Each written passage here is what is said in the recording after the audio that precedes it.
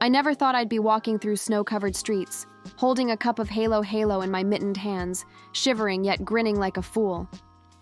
But here I was, in a small Russian town that seemed designed entirely to test the limits of human endurance, trying to convince my new neighbors that a tropical dessert could survive the Siberian winter. It all started 6 months ago, back in Manila. I had been working at a small cafe in Makati, serving Halo Halo to tourists, expats, and curious locals. I loved that place more than anything, partly because it reminded me of my childhood summers in Cebu, partly because I realized I had a knack for making people smile. The way the shaved ice glistened under the fluorescent lights, the rainbow of beans, fruits, leche flan, and purple yam stacked in perfect harmony. It wasn't just dessert, it was happiness in a cup. Then came the call from my uncle in Russia. He lived in a town so remote that most maps treated it like a blank space. He needed me to help him run his small coffee shop after his assistant quit. He promised me warmth, financial stability, local support, even a quaint little apartment. But he didn't mention the minus 10 degrees Celsius that awaited me. I laughed it off at first. Minus 10? That's nothing, I told myself as I packed my winter coats, scarves, and gloves. I wasn't a tea naive. I had survived Manila's monsoon season, but I didn't truly understand what Siberian winter meant. The first night I arrived, my breath froze in front of my face the moment I stepped out of the airport. I felt like an icicle walking through the town square, the streetlights casting long, cold shadows across the snow. My uncle, a gruff but loving man, greeted me with a hug that was more like a pat on the back, and he said, "Welcome to Siberia, niece. Hope you like cold, and vodka." The coffee shop itself was small but cozy. Warm lights glowed through frosted windows, and the aroma of roasted beans mixed with the faint smell of the bakery next door. The locals were polite but distant, the kind of reserved faces you'd expect from people who spent half the year in darkness and frost. I had my work cut out for me. On my first day, I decided to bring a little piece of home. I set up a tray with small cups of Halo Halo, thinking maybe 1 or 2 locals would be curious enough to try it. I demonstrated the layering, the shaved ice, the sweet beans, the gelatin cubes, the leche flan, the oob jam, and finally, the drizzle of evaporated milk. The first man to approach was an elderly fellow named Ivan. He looked at the cup like I had just handed him an alien artifact. "You eat ice with beans?" he asked, squinting suspiciously. "Yes," I said, smiling. "It's tropical. It's sweet. It makes you happy." Ivan shook his head, muttered something in Russian, and walked away. I sighed, thinking maybe it was too much too soon. But then, something magical happened. A young woman, bundled head to toe in fur, came closer. "I want to try," she said, pointing at the cup with a gloved finger. Her smile was shy but genuine. I handed her a spoon. Her eyes widened at the first taste, the sweetness contrasting sharply with the cold biting her cheeks. She laughed, a breathless, surprised laugh that made the snow around us sparkle. "This is amazing," she said between spoonfuls. "I feel summer." Summer. That word echoed in my mind as I looked around at the quiet little town, blanketed in snow and frost, and realized that maybe, just maybe, I could bring a little warmth here. Over the next few weeks, the Halo Halo became a small sensation. Word spread slowly at first. Neighbors told neighbors, curious teens stopped by after school, and even the grumpy postman began tipping his hat as he passed me in the street. People were eating Halo Halo outside, in minus 10 degrees, wrapped in scarves and coats thicker than my entire body. "Why are you eating this outside?" I asked one man, bewildered. He shrugged and smiled. "Because it feels tropical," he said simply. It became our little joke. Even the local kids started mimicking my exaggerated gestures when serving it, saying things like, "Summer is here," as they handed out cups. I never imagined I would see Russian villagers, cheeks red from the cold, laughing while eating a Filipino dessert that originated thousands of miles away, under the gray, heavy winter sky. There were mishaps, of course. One morning, the shop's heating system failed, and the cups froze almost instantly. I ended up scraping tiny ice mountains off each serving, laughing along with my customers as they shrugged and dug in anyway. Another day, a curious dog stole a cup right off the counter, leaving a trail of purple yams smeared across the floor. My uncle, bless him, just shook his head and muttered, "You brought chaos, and now they love it." It wasn't just about dessert anymore. I began noticing subtle changes in the people around me. Conversations became warmer, smiles lingered longer, and strangers greeted each other more often. A small sense of community had begun to grow, maybe because I brought a taste of tropical summer, or maybe because I had inadvertently reminded them how to savor life. I also learned a lot from them. The Russians here had a quiet resilience, a patience I had never experienced in the bustling chaos of Manila. They taught me how to chop firewood efficiently, how to preserve vegetables for months without freezing, and how to navigate the icy roads without slipping. In return, I shared small slices of my culture, the halo, the idea of kain tayo as a way of bonding, even teaching them to say po and opo just to confuse everyone. It became a cultural exchange, one cup at a time. One particularly memorable evening, a snowstorm hit, blanketing the town in pristine white. I had the idea, probably a little crazy, to set up a small table outside with halo. My uncle looked at me as if I had lost my mind. "You want people to freeze for dessert?" he asked. "Yes," I said, grinning. "Trust me." By sunset, a crowd had gathered. Children with red noses, couples holding hands, even a few grumbling old men from the coffee shop down the street. We served the halo under strings of twinkling lights, laughter mixing with the cold wind, and for a few hours, the town forgot the winter. They tasted summer in a cup in the middle of Siberia. I remember looking at Ivan, the old man who had been suspicious at first. He held a cup in his hands, steaming slightly, and said, "Maybe summer isn't so far away after all." That night, as I cleaned the shop, I realized something profound. It wasn't just about bringing halo to Russia. It was about sharing joy, warmth, and culture.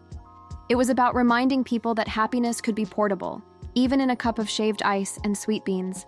And it was about showing that even the coldest winter could be melted, one tiny gesture at a time. Little did I know that this was just the beginning. The halo phenomenon was about to take on a life of its own, and by the time the first snow melted, this sleepy Russian town would never be the same. Because sometimes, the smallest things, a cup of dessert, a smile, a simple tradition, can start a movement. And in this case, it started with something as simple as halo in the snow. The first day of spring in this little Russian town wasn't what I expected. Back in the Philippines, spring didn't exist. It was either hot, hotter, or typhoon season. But here, in this snowy valley surrounded by tired pines and pastel wooden houses, spring felt like a celebration. The air still bit at my cheeks, but the sunlight softened, dripping down the rooftops and melting the icicles like tears of gratitude.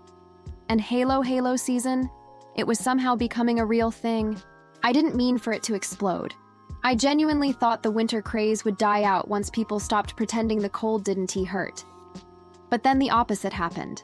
The moment the snow started melting, the entire town seemed to crave halo even more.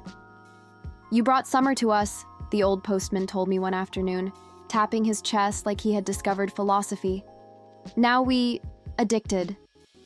He wasn't wrong. Word had spread beyond our tiny valley. Curious people from neighboring towns started visiting, some riding buses for hours just to taste the Filipino snow dessert, as one Russian blogger called it. Teenagers filmed themselves trying it on TikTok, their breath fogging the air as they shouted, "Filipinas!" at the camera. Even the mayor's wife came with her friends, dressed in fur coats but wearing sunglasses, to complete the tropical experience. My uncle stared at the growing crowds with a mix of pride and panic. "We have problem," he said one day, pointing at the line outside. "Too many people. We small shop. You tiny woman." "I old. This no good." "It is good," I told him, handing him a ladle. "But also, yes, very stressful." We were running out of ingredients almost daily. The townspeople were hoarding purple yam like it was gold. I once saw a babushka slap a younger woman's hand away from the last jar of preserved jackfruit, hissing, "Mine, My grandchildren like tropical food. But the funniest part was the snow problem. Russians were so used to eating the halo outside, even in freezing temperatures, that when spring arrived and the snow melted, they didn't know what to do. People complained that their halo didn't feel cold enough, so they improvised. One afternoon, I walked outside and froze. Not literally this time, but in shock. A group of teens had gathered around a pile of leftover spring snow they had scraped from shady corners near the forest. They had packed it into a mound like a makeshift ice sculpture. "Why, are you standing around a dirty snow pile?" I asked them. One boy shrugged. "For vibes." My uncle nearly fainted. I nearly laughed myself into cardiac arrest. But the town's love for halo wasn't just funny, it was transforming people. Take Ivan, the elderly man who originally thought beans and ice was a crime. He became one of my biggest supporters. One day he walked in with a notebook filled with scribbles. "I make suggestion," he said, handing it to me with trembling hands. "For menu." I flipped through pages showing his drawings, pine trees next to Uba, a bear holding a cup of halo, and a whole paragraph explaining why our halo needed a special winter name. "I call it Severne Leto," he said proudly. "Northern summer." I almost cried. It was perfect. Then there was Misha, the young man who worked at the grocery store. He had always been shy, rarely speaking more than 2 words, but he came every afternoon to buy one halo. One day he lingered by the counter, fidgeting with his gloves. "Can you teach me?" he asked quietly. "To make halo?" "Yes, for girl." "Ah, of course. Love makes everyone brave." I taught him the basics: color balance, sweetness control, layering strategy. He learned with the seriousness of a surgeon preparing for heart surgery. The next day he came running back with a grin so wide I feared his face would split. "She like it," he said breathlessly. "She kissed me." "So halo is now Russian love potion?" I teased. He nodded. "Yes, potion. Magic food." News spread quickly. Soon, half the boys in town were trying to make halo at home for their crushes. Some failed spectacularly. One added pickles. Another used mashed potatoes instead of shaved ice. A third tried to freeze milk with a blowtorch, which nearly caused a fire. But they kept coming back. They kept trying. They kept sharing stories. The shop became more than a business.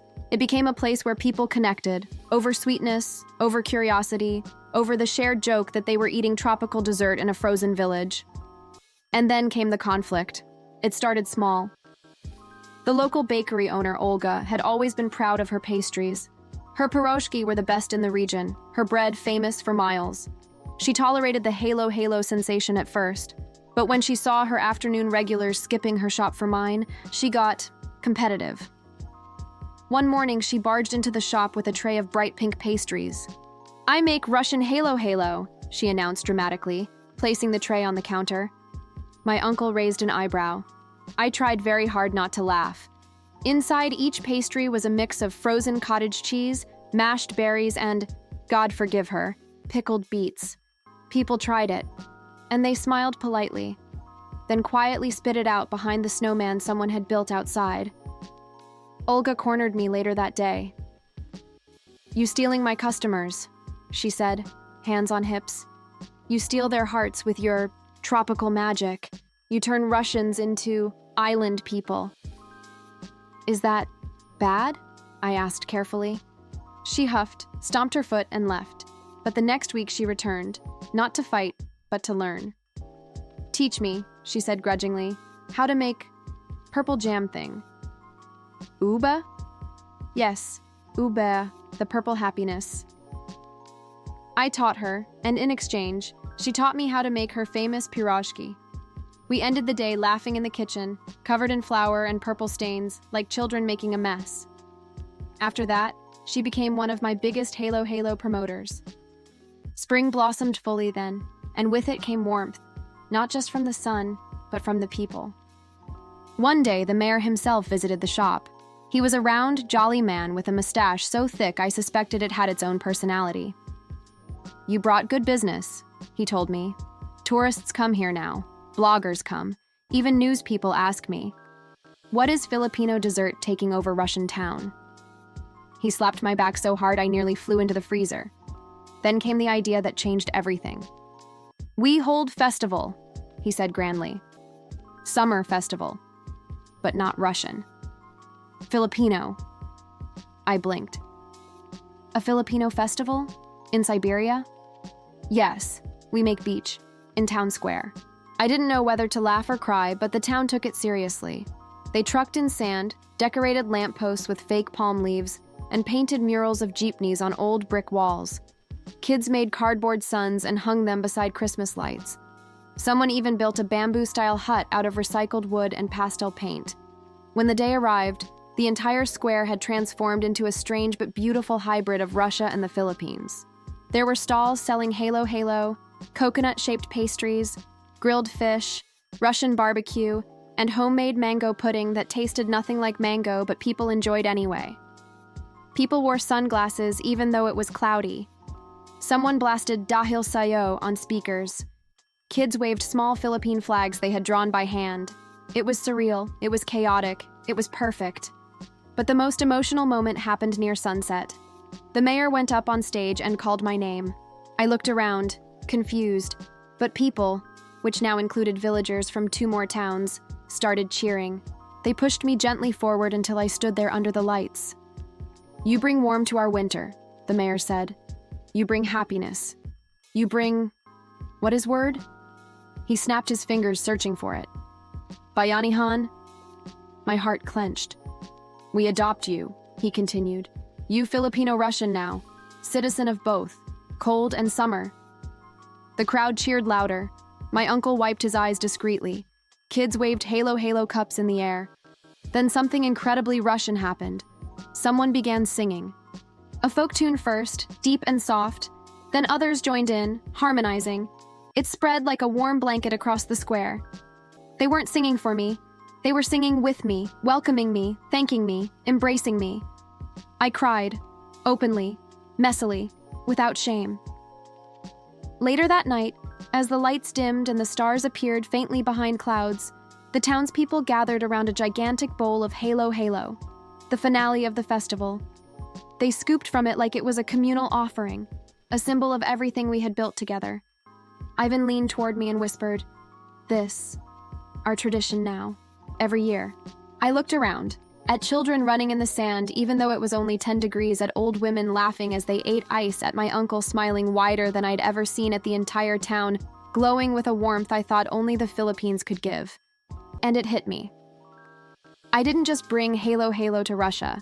I brought a pocket of Filipino heartbeat, colorful, sweet, chaotic, warm, and planted it in the coldest soil I had ever seen. And instead of freezing, it grew. It thrived. It changed people. It created community. It created love. Months later, as summer truly arrived, the town's first ever Northern Summer Cafe opened, my cafe. The sign hung proudly outside, painted by local artists with flowers, pine trees, and a cup of halo wearing a fur hat. On opening day, the line wrapped around the block. Journalists came, bloggers came, even tourists from Moscow visited. And as I served the first customer of the day, a little girl with pigtails who said she wanted the purple magic, I realized something deeper. We don't choose where our stories begin, but we do choose where they bloom. Mine bloomed here, in a snowy Russian valley, where halo became a winter miracle, and where strangers became family, one sweet, colorful cup at a time.